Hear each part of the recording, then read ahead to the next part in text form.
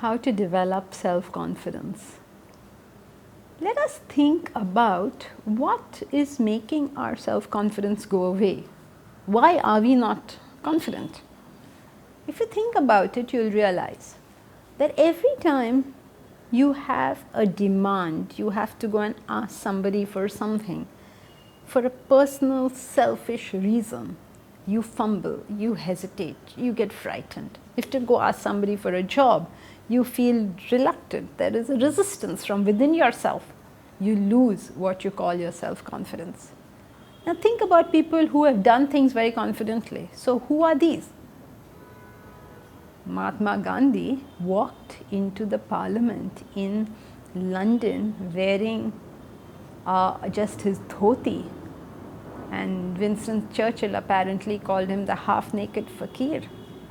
I mean, just imagine walking into this scenario where there's all these suited and booted guys and everybody in aristocracy wearing just that dhoti. How would you feel if you had to walk into a 5-star restaurant, for instance, with wearing inappropriate clothes? Would you not fumble? Would you not feel self-conscious? Would you not lose self-confidence? Then how could Mahatma Gandhi walk there? Notice the difference. He was going there burning with an ideal. He had a higher vision. He was working for something noble, something unselfish. And when you get inspired with that higher vision in life, you automatically become confident. Vivekananda couldn't speak. He wasn't an orator, he could barely speak. But when he was filled with the noble mission of spreading Vedanta, suddenly the almost mute Vivekananda spoke those words which has resounded in the minds of Indians for now what? For over a century now. Self-confidence is the result of losing yourself in something higher, nobler and greater. If a student goes into a principal's office to ask for something for himself, he will feel nervous. But the same student going into the same principal's office, now asking for something for all the college students, will suddenly find himself way more confident about what he's saying. So how do we develop confidence?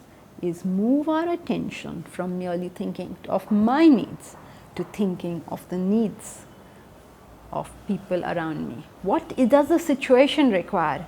Not what do I want? And immediately you find self-confidence dawning on you. But you may say, I know people who are not noble, who are not unselfish, and they still seem pretty self-confident. That is false self-confidence. It is rajasic self-confidence, meaning that as long as things go their way, these people will be very confident. But when they start meeting failure, they will lose that confidence. In this sense of the term, self-confidence is a much overrated virtue. We don't need that kind of false bravado and foolhardiness and self-confidence. That's not really self-confidence. What is self-confidence is, I know I'm working for something greater, and the greater good will result out of what I'm doing, and therefore I'm doing it. And such a person will find inner strength within himself. He will be what others call self-confident.